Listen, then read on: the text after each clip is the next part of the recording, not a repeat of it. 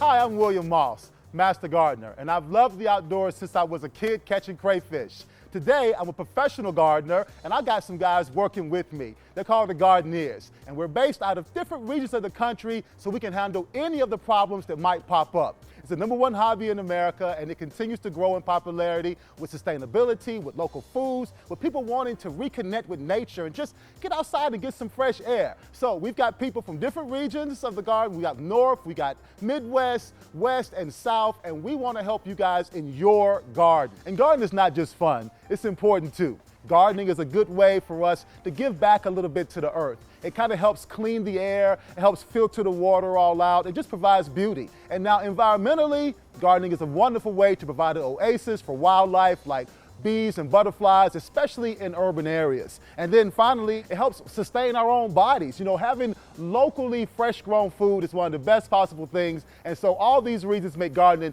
not just cool, but also important.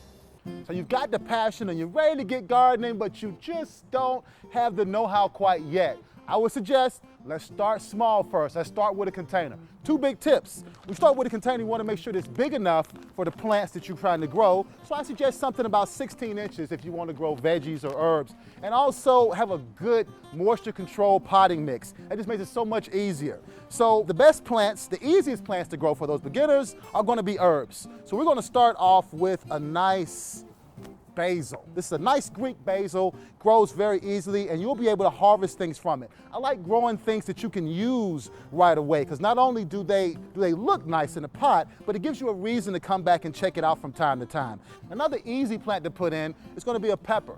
And peppers are good because they provide you with something to come harvest as well. So it gives you a reason to come out and check your pot. You actually get some nutrition out of it too. It's a good deal, and it's easy to grow in this container. But don't just have an edible container. Always put things in that look ornamental as well. So we're going to throw a few flowers in. Just going to pop them right out the pots. Simple as that. When you see them in the pots, the roots are tangled, simply pull them down and out. That's all you have to do. You just don't want them growing in that circle. Very easy to do. Just pop them out, and we'll put them back down in here.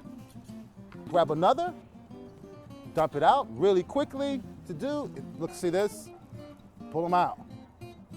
Good. And the last thing I want to do is put a flower right in the center, something to kind of capture a little bit more of the color that's going on in here. Make it good to look at today and great to look at tomorrow. And we'll throw in a Gabbera daisy right in the center.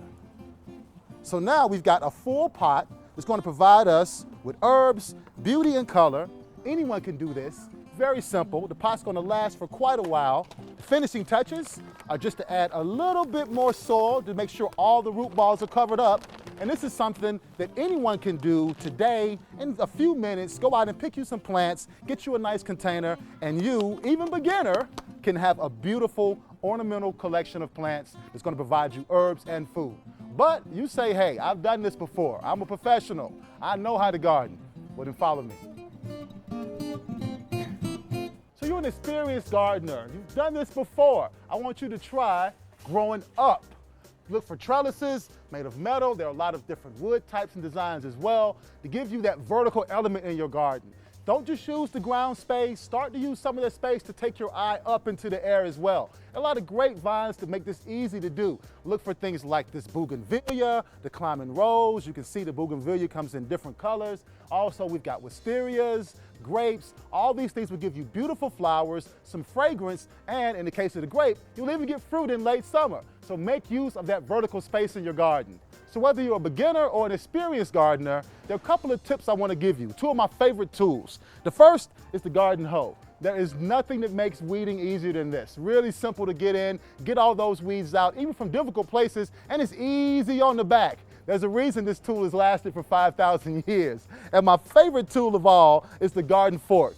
The garden fork is just so versatile. You use it for so many different things. I use it a lot when I'm trying to get perennials up to move them around, or into the season when it's time to get those annuals out the ground and throw them in the compost pile. Works great for moving the compost around, and there's nothing better when it comes to lifting up those root crops, the onions, the sweet potatoes, the potatoes, without damaging them. I really just love this tool out in the garden. So now that you've got those tips, get out and grow.